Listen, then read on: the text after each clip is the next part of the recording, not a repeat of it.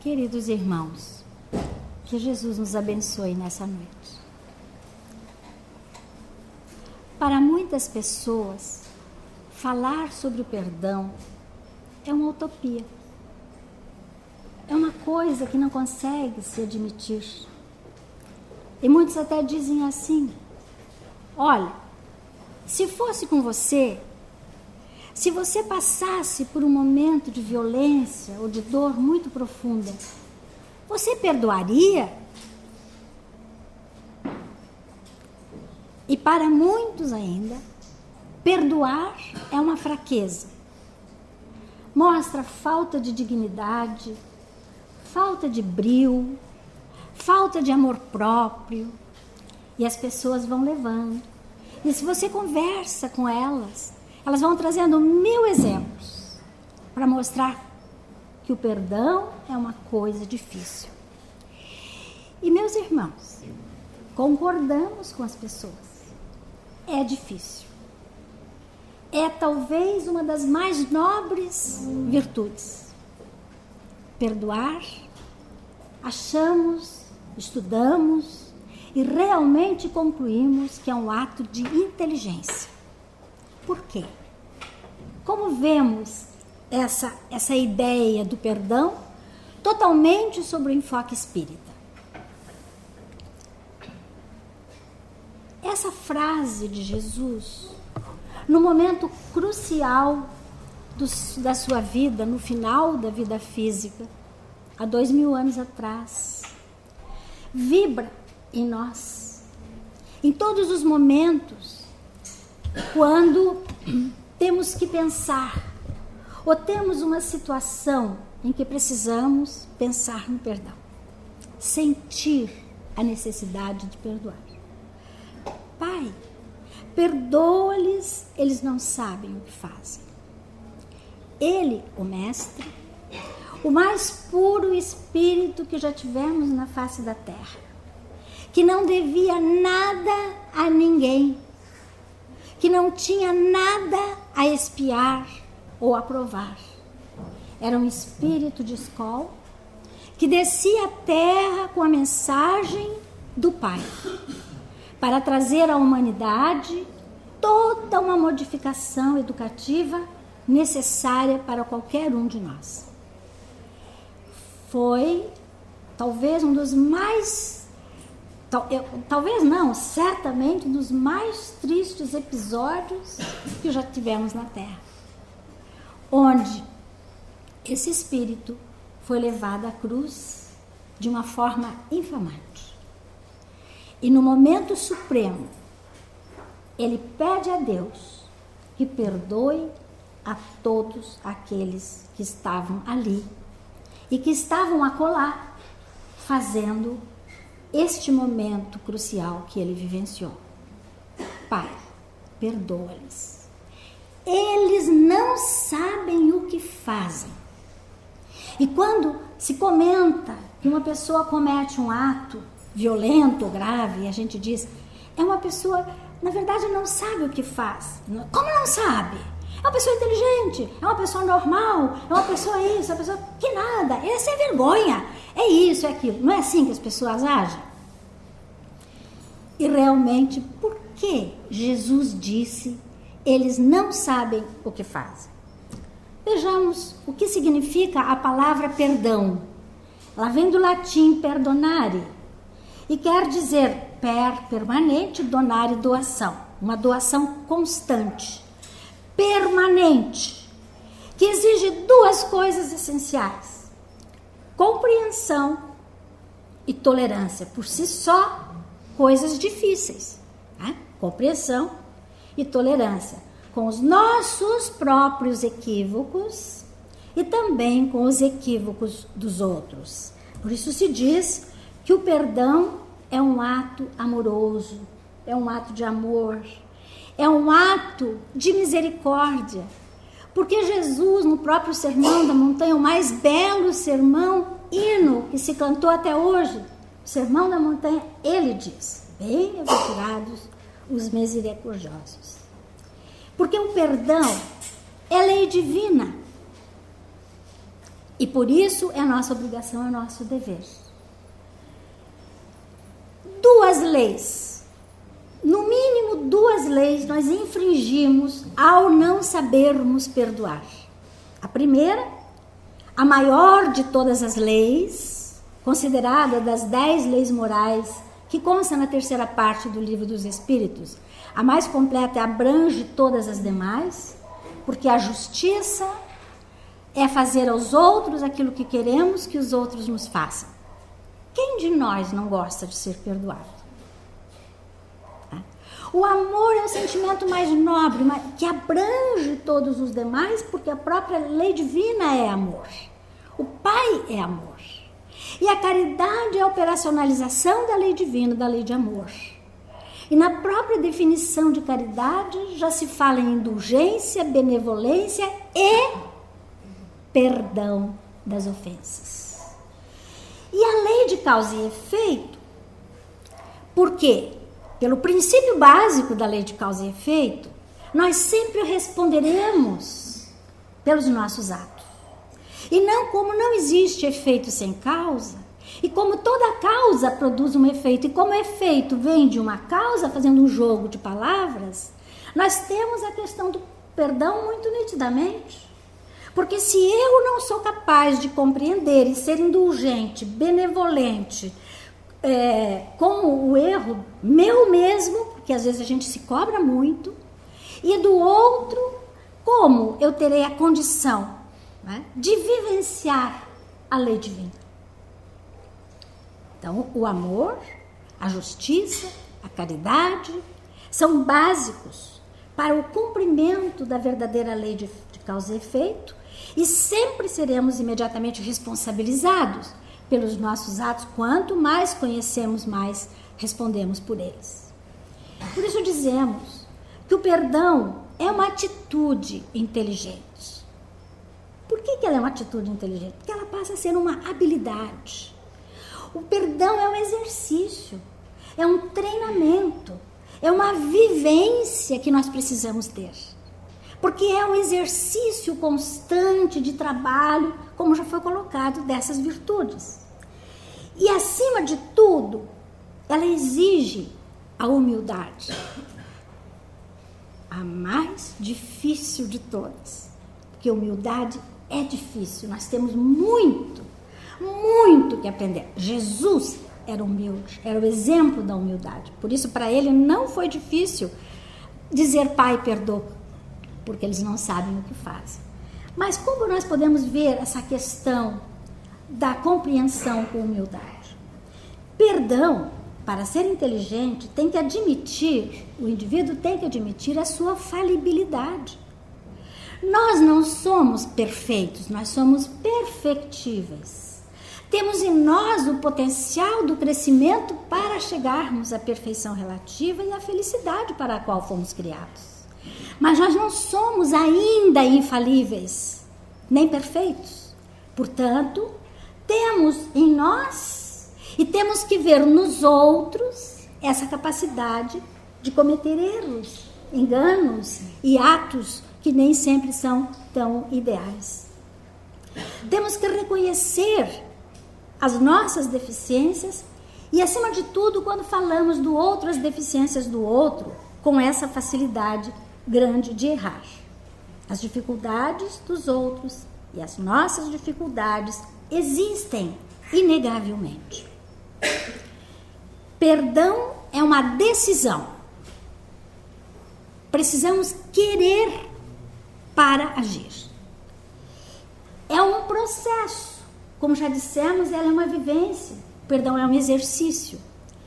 E também é uma forma de vida, porque nesse exercício nós temos que aplicá-lo no cotidiano, na vida, no relacionamento com os outros, porque nós só vamos agir no sentido de qualquer existente virtude quando em relação às outras pessoas. Se nós estivermos sozinhos, não precisamos disso. Por isso o perdão exige que nós mudemos a percepção, o modo de encarar a vida, as pessoas, os fatos e relevar aquelas causas que podem gerar o sofrimento para cada um de nós. E afastar o egoísmo, porque nós não poderemos ser compreensivos, benevolentes, indulgentes, perdoar, se nós só pensamos em nós, se somos só nós o centro de todo o sistema, e se somos só nós que estamos achando ou se achando perfeitos, perfeitos, que não temos a capacidade de errar, que nós nunca vamos cometer ato nenhum. E uma das grandes coisas importantes aqui que o perdão exige é não fazer juízo precipitado. Normalmente, nós somos ansiosos e tomamos atitudes muito rápidas, imaginamos o que o outro fez ou deixou de fazer de uma forma muito rápida, sempre sobre o nosso enfoque, sobre a nossa ótica. Dificilmente nós somos aquele indivíduo que paramos para pensar no fato ou nos fatos, na vida das pessoas, na possibilidade das suas problemáticas, para aprender a desculpar e para aprender a perdoar. Então, somos precipitados. E esse olhar humilde, que já falamos na humildade antes, mas um olhar menos exigente, mais flexível, né? O que não é fácil, principalmente se nós já temos em nós essa rigidez. Então, por isso mesmo, exige o nosso exercício. Mas o nosso exercício consciente, sabedores que somos de que não existe ato nenhum que seja realmente válido ou que seja prático se nós não tivermos pensado, imaginado, criado, montado e colocado em ação. Então, há necessidade da gente ser assim. Não perdoar é uma mensagenzinha que o espírito Hilário Silva, através da psicografia de Chico Xavier, no livro Almas em Desfile, conta, que é muito simples, mas é de uma profundidade muito grande. Conta Hilário Silva que um determinado dia, o Dr. Bezerra de Menezes estava almoçando na casa de Quintino Bocaiúva. Aliás, Quintino Bocaiúva, um jornalista, um político famoso no Brasil, é o patrono espiritual desta casa. Por isso o nosso auditório é Quintino Bocaiúva. E Quintino Bocaiúva tornou-se espírita por admiração ao Dr. Bezerra de Menezes, por conhecer o que o Dr. Bezerra de Menezes escrevia no jornal O País, que era de Quintino Bocaiúva. E determinado dia os dois almoçavam na casa de Quintino, quando adentra um policial com um jovem. E chega, e o rapaz já foi se dirigindo a Quintino: por favor, me perdoe, prometo que eu não farei nunca mais. Eu tenho 4 filhos para criar.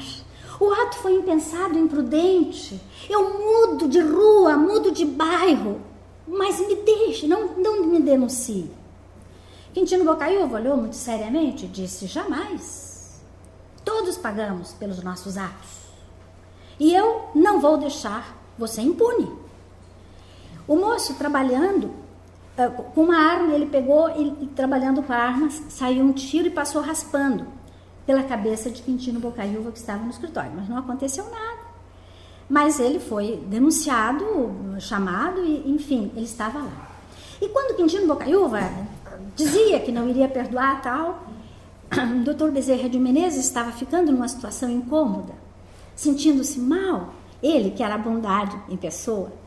E aí o Quintino observou e disse: pois é, né, Bezerra? Como é que eu posso deixar de exigir os meus direitos? E diz Hilário Silva que o Dr. Bezerra, sendo chamado nominalmente à ação, falou assim: não, você tem toda a razão de exigir os seus direitos, desde que você não erre. Quintino Bocaiúva sentiu, né, um homem muito inteligente, sentiu as palavras pesadas ditas pelo nobre Dr. Bezerra, virou para o moço e disse: tá bem, vai, não vai, você vai trabalhar, tendo a copa, tá. E o rapaz, quase ajoelhado, se retirou. Um olhou para o Quintino Bocaiúva, virou para a Bezerra, não comentaram uma palavra, mas jogou aquele olhar inteligente e até agradecido à pessoa amável de Bezerra de Menezes.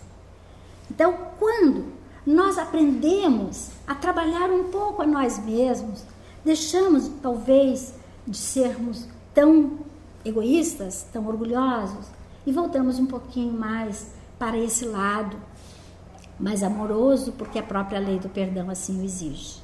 Então, perdoar para muitos, como eu falei de início, é assim, não ter brios, é não ter amor próprio, mas veja, ninguém quer que o indivíduo que perdoa justifique o comportamento errôneo do outro. Claro que nós temos lucidez e podemos ver quando o outro está certo, quando o outro está errado. Nós temos que fazer essa análise, isso faz parte da vida. Mas nós não precisamos, voltando ao anterior, sermos tão inflexíveis e muitas vezes. Nós não devemos negar que nós temos raiva em muitos momentos, porque nós ainda não chegamos no nível desejado.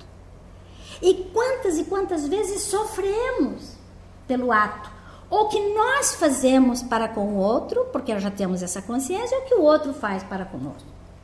Existe a dor também, mas temos que deixar de agir para deixar ou proteger nossos direitos. Não temos que deixar de agir. O direito é inalienável de cada ser. E ninguém quer que a gente se embote, se apague, não faça aquilo que achar que deve fazer. O próprio Evangelho nos chama atenção para isso. Às vezes é necessário, para um bem geral, que determinados atos venham à tona para serem corrigidos. Mas temos que fazer isso com cuidado, sem ferir, ou sem agredir, ou sem violentar a consciência de quem quer que seja. Então, mudar o ato de perdão não significa mudar o comportamento e a atitude da pessoa que agrediu. Porque nós, na maioria das vezes, analisamos o outro e achamos que é o outro que tem que mudar. Enquanto que muitas e muitas vezes nós estamos provocando o ato que leva a pessoa a ter determinadas atitudes para conosco ou para com determinado grupo. Perdão, diz Joana de Ângeles, é a superação do sentimento perturbador das figuras da vingança e do ódio. A gente ouve muito na televisão, quando acontecem fatos graves, que as pessoas, não é? As pessoas chegam e dizem, eu quero justiça. Mas ela fala aquilo com tanta raiva, com tanto ódio, ela na verdade não está pedindo a justiça. Ela está querendo a vingança. Isso é uma análise feita pelos próprios especialistas da área. As pessoas querem, no fundo, que a pessoa pague. E se não for aqui, mas Deus é grande. Então as pessoas jogam.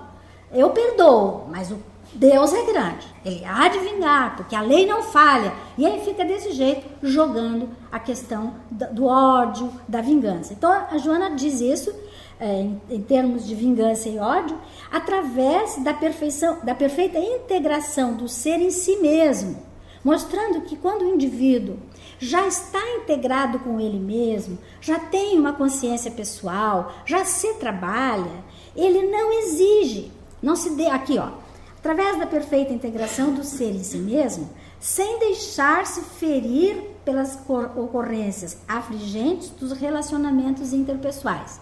Que é aquela velha história. A gente fica ferido, doído, mexido, porque a gente se fere.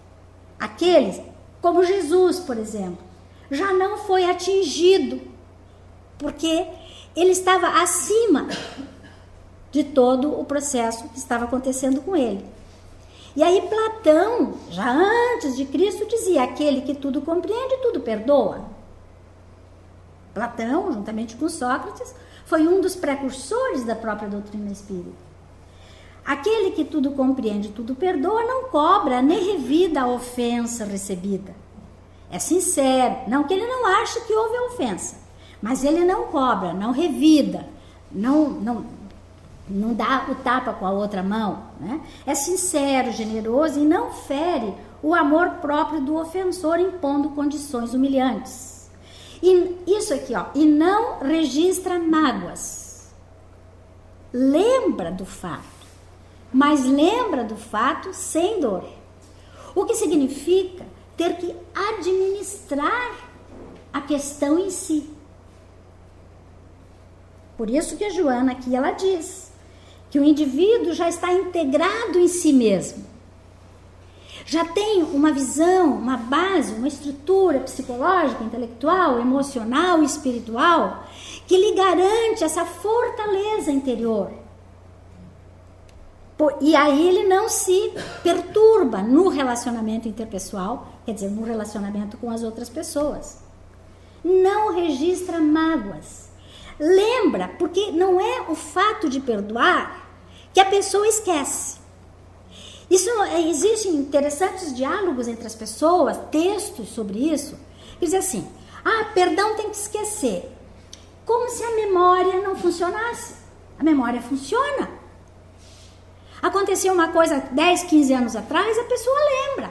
Lembra que foi assim, assado. Mas é diferente de você lembrar com ódio, desejando vingança, com dor, ressentido. Você lembra do fato, mas um fato superado. O que implica neste exercício de mudança pessoal, para superar o ato em si. Diz aqui no Evangelho, perdão é o esquecimento completo e absoluto das ofensas. Mas não no sentido que eu estou colocando aqui. Você perdoa, esquece, no sentido de que você não fica chegando para a pessoa, apontando de dedo. Olha, te perdoei, mas eu nunca me esqueci do que você já fez para mim. Eu olho para você e me dá até um negócio. Mas não, como eu sou cristão, eu tenho que ser bonzinho, então eu não vou te fazer nada e tal. Eu já esqueci, já passou. Eu sei que um dia Deus cobra isso, né? Não, lança um véu sobre o passado, diz lá no Evangelho. Lança um véu, trabalha. Por isso que existem as técnicas para isso. Conversa com o outro, como vamos ver adiante. Admiro a frase de Gandhi, o famoso hindu que lutava pela não violência, quando ele diz assim, para perdoar alguém, temos que nos sentir ofendidos. Não é verdade?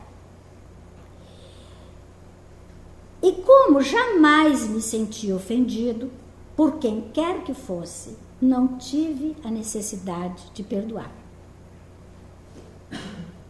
Por isso Jesus disse, Pai, perdoa-lhes porque não sabem o que fazem. É a compreensão, a indulgência, a benevolência, a caridade, o amor, vigindo nessa frase em todo o processo. E o auto-perdão, antes de nós trabalharmos mais o perdão, é fundamental. Auto é eu me perdoar, eu me trabalhar. Então, aqui tem uma frase interessante da Joana que diz assim, o auto-perdão é um estado da alma que emerge da intimidade, levando à aceitação de si e suas potencialidades, ainda não desenvolvidas, sem nenhum pré-julgamento. Voltando àquele princípio já colocado, que nós sabemos que não somos perfeitos. Temos em nós as potencialidades, mas ainda não totalmente desenvolvidas e por isso temos as nossas deficiências. Precisamos admitir a própria fraqueza.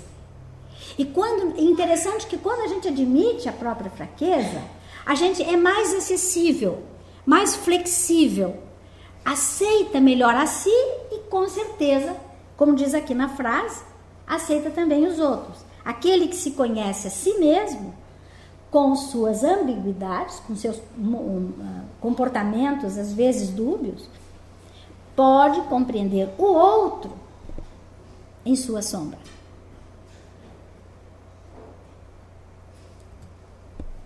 Auto-perdoar significa dar-se oportunidade de crescimento interior, de reparação dos prejuízos, de aceitação das próprias estruturas que deverão ser fortalecidas. As estruturas deverão ser fortalecidas. Não é se vitimizar, não é se diminuir. Eu sou minha irmã. Olha aí, tá vendo? Não dou uma dentro. Todo tempo eu estou errando. Eu sei que não posso, mas estou caindo. Levanta e continua para frente. Se prepara. Fortaleça o outro lado, que é o lado das suas potencialidades que ainda estão deficientes. Graças a essa compreensão, torna-se mais fácil o perdão aos outros, diz Joana, sem discussão dos fatores que geraram o atrito com o imediato ouvido do incidente. No livro Autodescobrimento. Desenvolver a arte de amar a si para amar plenamente o outro. Veja que há uma injunção, é uma coisa levando a outra. É uma virtude chamando outra virtude. E, consequentemente, quando nós conseguirmos vivenciar essas virtudes, estaremos num nível espiritual bastante elevado. Partindo para a plenitude, que todos um dia chegaremos lá. Mas foi o mestre, que já iniciamos a palestra com ele, que nos traz novos paradigmas, novas formas de ver. Foi o educador por excelência. E ele não fazia uma orientação que não fosse inteligente. O trabalho de Jesus era sempre ligado à inteligência, despertando esse lado racional que o indivíduo precisa ter, aliado ao lado amoroso, despertando esse lado, né, do sentimento, da compreensão. E aí ele tem muitas frases sobre o perdão em grandes momentos. Escolhi algumas. Ele diz assim: se contra vós pecou vosso irmão, e de fazer-lhe sentir a falta em particular. Vimos antes que o perdão não humilha. A sós com ele. Se vos atender, tereis ganho vosso irmão. E tem uma outra passagem ligada a essa, em que ele diz: quando fores ao altar, antes de fazer a sua oferenda, pense se você está quites com seu irmão. Se não estiver, deixe aquele bem que você volta, encontra-te com ele, resolve o problema com ele, volte e faça a sua oferenda. Está ligado a esse texto. Este é lindo, porque Jesus diz: reconciliai-vos o mais depressa possível com o vosso adversário, enquanto estáis com ele a caminho, para que ele não vos entregue ao juiz e sejais metidos na prisão. Essa prisão é a lei de causa e efeito em ação. Porque se nós não fizermos o que ele está nos orientando, nós ficaríamos atrelados ao problema de consciência, a problemas de culpa, e iremos responder gradativamente a esse fato. E ele mesmo disse que ninguém entrará no reino dos céus, deixará o mundo que estiver, se não pagar ceitil por ceitil. Quer dizer, se todas as nossas dívidas não estiverem quites conosco. Porque não é quites com Deus, é quites conosco. Deus não perdoa. Repito, Deus não perdoa e não castiga.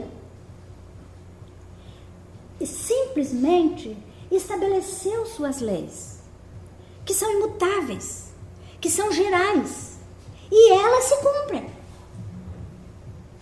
A lei de causa e efeito, como a de justiça, amor e caridade, é lei divina. Cumpre-se automaticamente. Não há necessidade de que ninguém acuse, porque a nossa consciência nos acusará naturalmente. Por isso, é importante a gente fazer todo o possível para estar bem com todo mundo, de dentro do nosso lar, aos nossos amigos, aos nossos irmãos, aos nossos companheiros, aos nossos clientes, aos nossos pacientes, ao trabalhador conosco, ao nosso colega de ser, com todo mundo. Estar bem, para que a gente esteja bem conosco com eles e com a vida em si, vivenciando aquilo que nós nos comprometemos ao voltarmos ao mundo físico, porque todos estamos aqui para crescer, para evoluir, e são essas arestas que nós temos que acabar.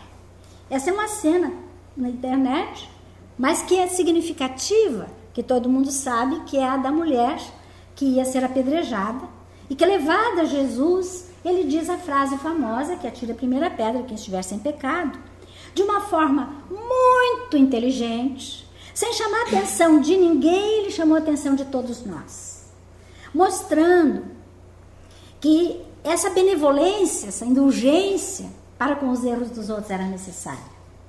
Que aquelas pessoas que estavam carregando as pedras eram pessoas que tinham mais, talvez, erros do que a própria mulher que estava ali, jogada na frente dele, jogada no chão para ser apedrejada.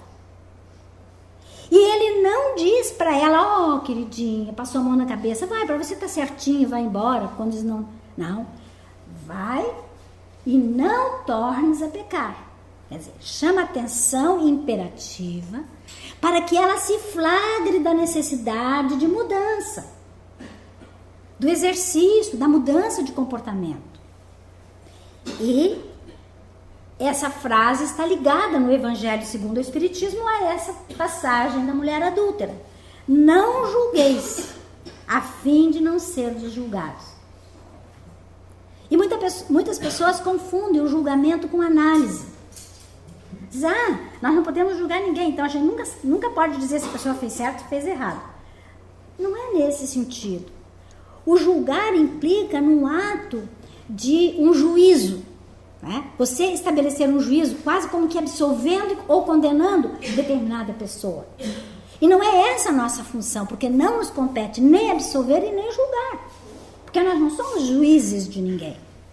Analisar um fato, verificar se o fato está realmente de acordo com a moral, de acordo com a ética, de acordo com os princípios razoáveis, isso é o nosso dever. Senão nós não teríamos parâmetros até para a nossa conduta pessoal. Mas não julgueis, porque a medida com que medirdes o outro, será medido você. Porquanto sereis julgados conforme houverdes julgado os outros. E junto a essa ele tem aquele da medida, né? Conforme você medir, você também será medido com os outros. E essa tão conhecida de todos nós, quando Pedro pergunta a Jesus, quantas vezes perdoarei a meu irmão quando houver pecado contra mim? E Jesus responde, até 7 vezes ele pergunta. 7 era um número bastante utilizado, era um número até cabalístico, e ele pergunta até 7 vezes. E Jesus responde? Não apenas 7 vezes, mas 70 vezes 7 vezes. Portanto, ele ensina a perdoar sempre. O exercício e o hábito do perdão. E aqui tem um conselho de Chico Xavier que achei muito interessante, trazido como título Ato Inteligente pelo Richard Simonetti. Conta ele que em determinado, e é verídico, né, que Chico recebe uma senhora que chega e diz, Chico, preciso de um conselho seu. Mas fale, menina. Vou me separar do meu marido. Não aguento mais. Mas por quê, meu irmão? O que houve? Eu não aguento a impertinência dele. E o Chico respondeu, pois é, mas nosso Senhor Jesus Cristo diz que nós temos que perdoar 70 vezes 7 vezes. É esse que é o problema. Eu fiz as contas, dá mais de 500. Como é que eu vou passar a vida inteira perdoando? O Chico disse, mas é isso mesmo, minha irmã. Você tem que perdoar a vida toda. Mas é muito, eu não vou aguentar. Emmanuel está dizendo aqui que não é 70 vezes 7 vezes o ato todo. É 70 vezes 7 vezes cada falta. E a mulher quase teve um chilique. Claro, né? E é isso aí. Aí Chico complementa. O que Jesus está ensinando é que nós devemos perdoar sempre. É uma grande realidade. Que maneiras existem para perdoar? O homem bom, do bom tesouro do seu coração, tira o que é bom. Lá no Evangelho, ele mostra que existem duas grandes maneiras de perdoar. Uma, ele fala que é o perdão dos lábios. Orgulhoso, humilhante, irritante. Aquele perdão que ostenta, que a pessoa bate no peito, diz, né? Ó, como eu sou bonzinho. Aquela mesma história que Jesus conta lá do publicano e do fariseu que bate no peito e diz, olha como eu sou bonzinho, pago isso, faço aquilo. E existe o perdão do coração. Maneira nobre, generosa, sem pensamento oculto, que evita ferir o amor próprio e as suscetibilidades do adversário.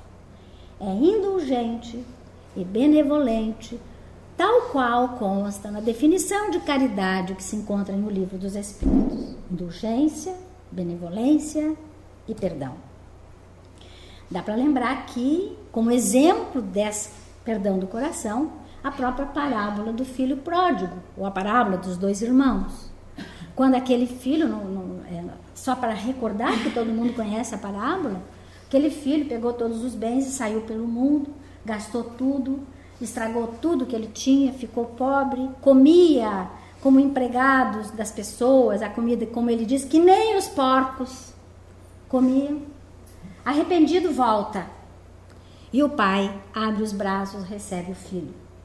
E realmente, de uma generosidade, de uma bondade, de uma compreensão, exemplo para todas as criaturas.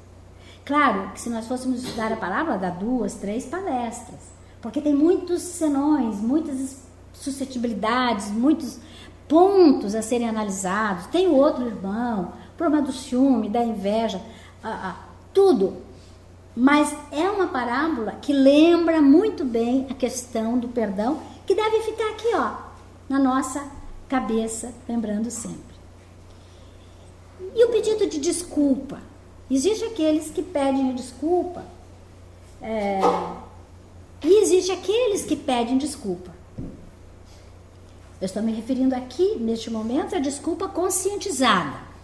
Aquela em que o indivíduo, verdadeiramente arrependido, aproxima-se do outro e pede desculpas pelos atos que praticou.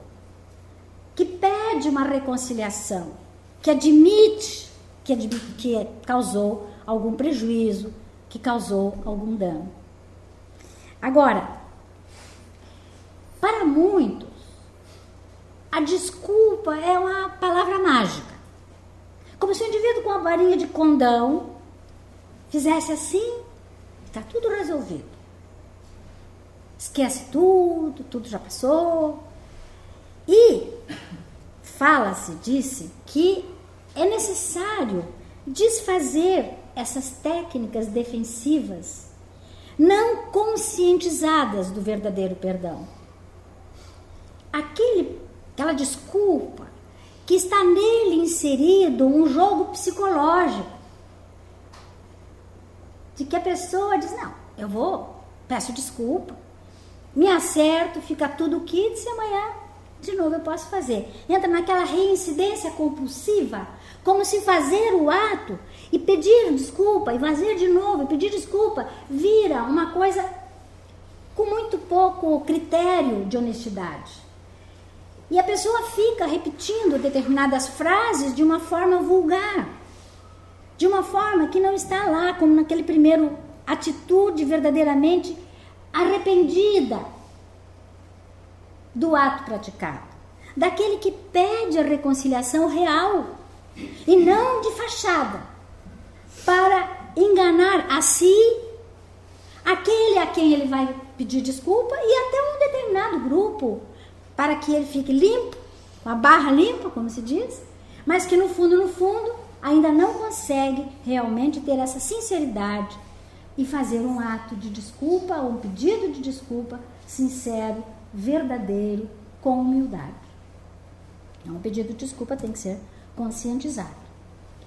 Quais as características daquele que não perdoa? Está lá nas obras básicas. ver no próximo o inimigo, nunca o irmão.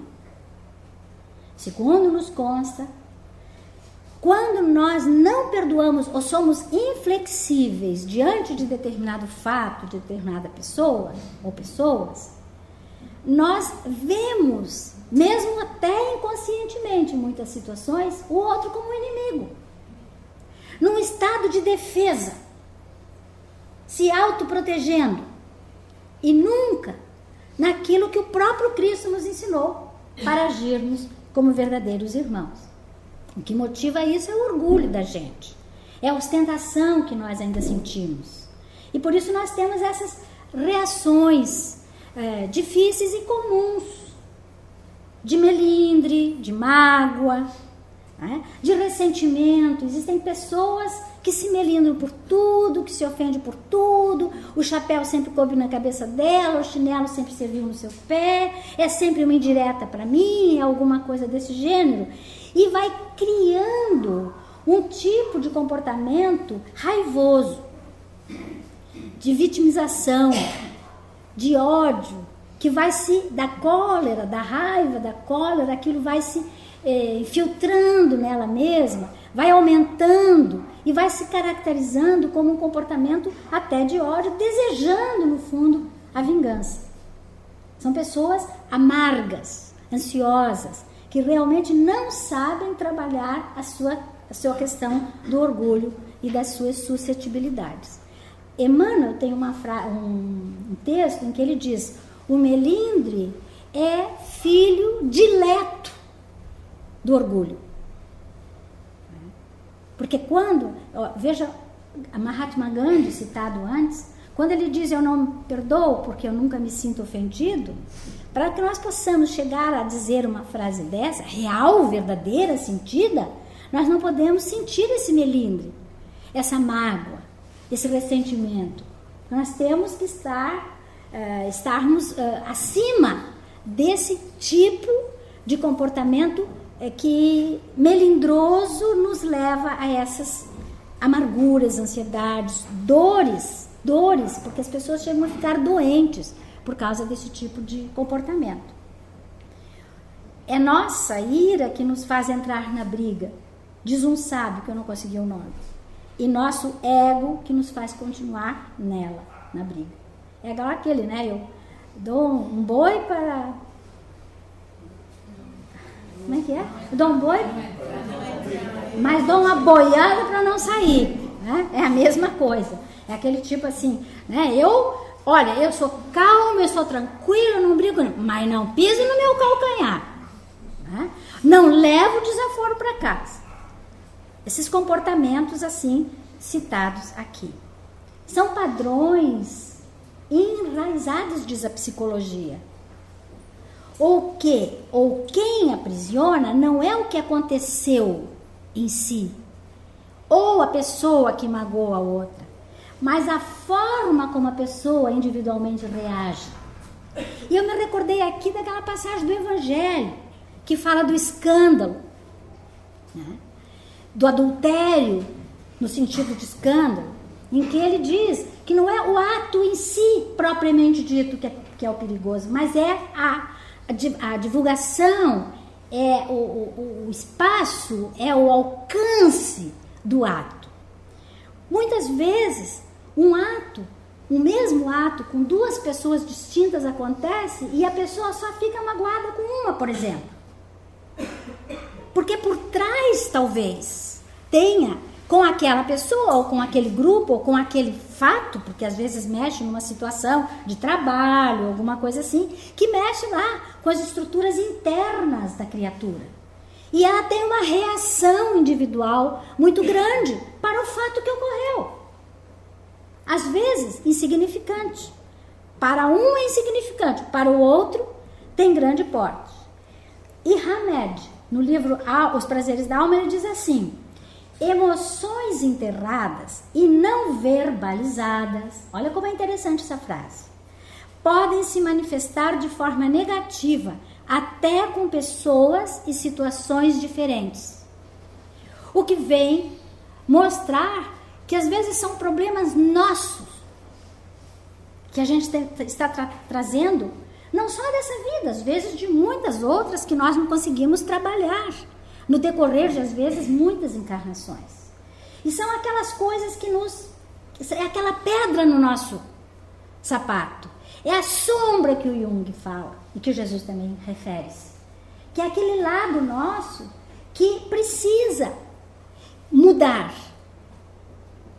E aí, como nós temos essas emoções em nós enterradas, que ainda às vezes não tivemos coragem de trazer para fora, exteriorizar e resolver, ficamos ali. E as pessoas, então, nas situações, e que às vezes o envolvido no fato não tem nada a ver, mas a situação ocorre semelhante, similar.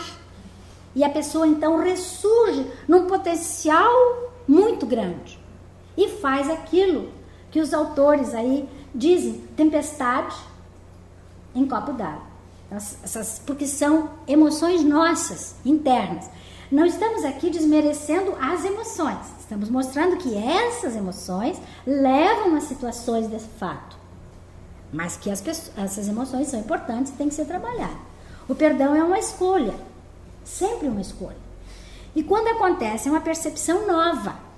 Nós temos que viver o dia de hoje. Mas nós sabemos que estamos trazendo um passado e teremos um futuro consequente dos dias de hoje. Então é uma percepção nova. Não, e de hoje, de agora, e não uma percepção nova, não for, aqui falhou, for contaminada por associações negativas. E não por, aqui é um F, é um P. Né? É uma percepção nova e não por contaminar, e não, já não sei mais nada. Associada, né, a alguma coisa negativa. Quer dizer, o que nós estamos dizendo aqui? Que uma somatização das nossas emoções negativas interferem no nosso hoje, trazidos do ontem, e que, se não trabalhadas agora, resultarão no problema futuro. Essa é a ideia, que aí com calma eu tenho que ver onde é que eu falhei aqui na colocação. Velhos sentimentos são desprogramados sem expectativa de que os outros se desculpem ou mudem. O perdão é uma escolha, e quando acontece, velhos sentimentos devem ser desprogramados. Então, quando nós estamos trabalhando, é o que pessoas fazem terapia, pessoas fazem regressões, para buscar esses sentimentos, essas problemáticas emotivas ou emocionais que estão em nós, para desprogramar, para trabalhar, exercitar e derrubar. E neutralizar, como diz o codificador, a ação, e aí nós ficarmos quites conosco mesmo e com os outros. Então, para perdoar de uma forma inteligente, devemos nos libertar de toda necessidade agressiva, por exemplo, de se zangar, de brigar, de ressentir, agir emocionalmente com bondade de acordo com a situação. Cada caso será um caso, cada pessoa será uma pessoa, às vezes o modo como você trabalha com um não pode trabalhar com o outro, etc. E aí nós vamos gradativamente resolvendo essa metodologia, né, de trabalho com a mudança do nosso comportamento. Quem é beneficiado no perdão? Aquele que se dispõe a esquecer o mal e a perdoar o adversário. Esquecer sempre naquele sentido já explicado. Reparar agravos, imunizar-se. Essa frase é interessante. Imuniza-se contra a revide ou a violência. A pessoa que está disposta ou predisposta a perdoar, ela não cria nela situação que depois terá que enfrentar através da lei de causa e efeito. Evita o revide, evita a violência. É uma pessoa que luta pela calma, pela paz, pela tranquilidade. Busca a compreensão pela própria definição do perdão. Mantém as amizades, não cria uma situação rebelde, uma situação de distância, né? Prossegue construindo o bem nela mesma e, o mais importante, preserva a paz, liberta-se. No exemplo aqui, que é dado mesmo por espíritos, de que quando nós perdoamos, nós, como um pássaro, ficamos livres quando aberta a nossa gaiola. Quando nós saímos do nosso enrijecimento e abrimos as nossas asas e vamos para o mundo trabalhar sobre um outro enfoque. A doutora Robin Kazarjian, uma terapeuta famosa, conhecida, tem muitos livros, foi estuprada muitas vezes quando criança e viveu uma vida de muito sofrimento, de muita amargura. Até que numa determinada conferência que ela assistiu o tema perdão. E teve um despertar completamente diferente, conta ela mesma no livro de sua biografia, o livro do perdão, completamente diferente. E diz ela que a partir dali ela muda um comportamento nesse exercício para conseguir libertar-se. E essa frase é dela, essas duas frases são dela. Perdão é uma decisão valente, porque exige valentia, que nos trará paz interior. Quando perdoamos e somos perdoados, nossas vidas realmente se transformam. Agora, a pergunta é essa: e se o adversário não aceita a reconciliação? Quando você vai com ele, com toda honestidade, com toda intenção positiva, pede desculpa, pede perdão, pede a reconciliação, e o outro continua indiferente, amargo e às vezes agressivo. E o Evangelho responde: quando a dureza do adversário torna impossível a conciliação, somente resta pedir a Deus que lhe abrande o coração e confiar nele, em Deus, consciente do esforço realizado. Mas a nossa parte é interessante fazer. E a morte nos livra dos inimigos? Porque muitos dizem, outro morreu, pronto, resolveu o problema. Tomara que morra logo, porque daí eu não preciso me preocupar. E como está lá no Evangelho, morto o animal, está morto o veneno? Eles dizem, não. Quando se trata do espírito, não. Por quê? Porque o espírito continua vivendo, continua sentindo, continua lembrando, e o pior é que busca vingança. E isso é grave. Portanto, o perdão nos ajuda a eliminar o remorso, a ansiedade, para que nós não fiquemos guardando essas lembranças ou alimentando um processo em relação ao outro. O espírito, quando livre do corpo físico, mais fácil para ele trabalhar toda a questão do ódio, da vingança, da raiva, né? No Evangelho também fala assim: não desejar o mal aos nossos inimigos é ser apenas meio caridoso. A verdadeira caridade quer que almejemos o bem e que nos sintamos felizes com o bem que lhes advém. No Livro dos Espíritos diz, não basta não fazer o bem, não basta não fazer o mal, é necessário fazer o bem. Então, não basta simplesmente não desejar o mal.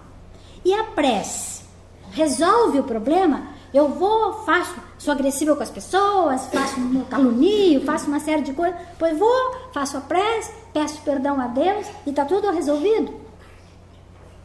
Para a doutrina espírita, não. A resposta 661 diz: a prece não esconde as faltas. Aquele que a Deus pede perdão só o obtém mudando o proceder. As boas ações são a melhor prece.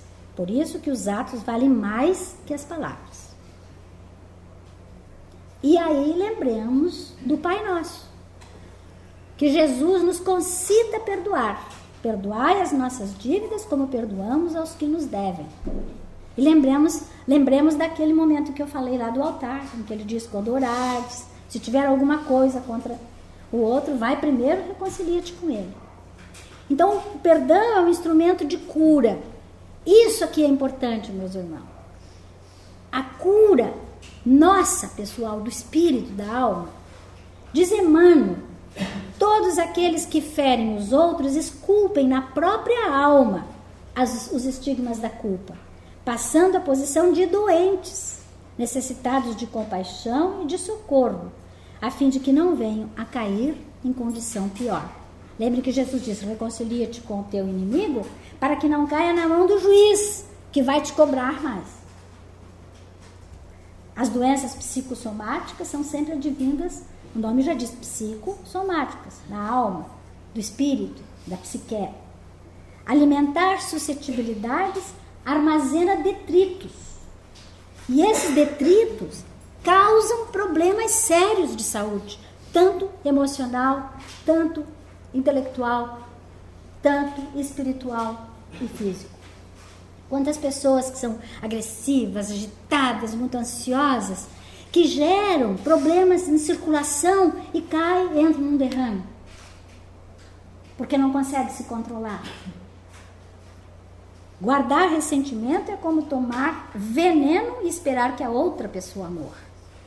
William Shakespeare.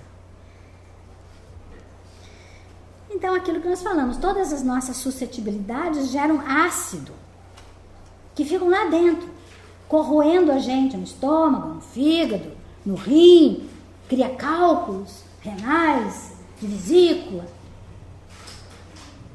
corroem a gente por dentro. Por isso, o perdão nos ajudará a trabalhar. O Dr. Shield, que é um médico americano, ele diz o seguinte: perdoar é liberar velhas mágoas, não é espírita, né? Velhas mágoas do seu organismo. É como tomar um banho mental e emocional. Como tomar um banho. Perdão limpa as pessoas. E encerrando o nosso trabalho, fiquemos com uma frase de Simeão, e depois nós vamos ver uma outra, que nos chama seriamente a atenção. Espíritas de Simeão, não esqueçais nunca que, tanto por palavra como por atos, o perdão das injúrias não deve ser uma expressão vazia. Pois que vos dizeis espíritas, sede-o. Esquecei o mal que vos tenho feito e não penseis senão numa coisa, no bem que podeis fazer. Feliz daquele que pode todas as noites adormecer dizendo: nada tenho contra o meu próximo. Gente, isso é uma beleza. Isso é uma maravilha, deitar com a consciência tranquila e dormir feliz. Se você sofreu ofensa, lembre o perdão de Jesus. Quem se ofende ajunta sombras, quem perdoa tem mais luz. Cornélio Pires. Muito obrigada. Boa noite.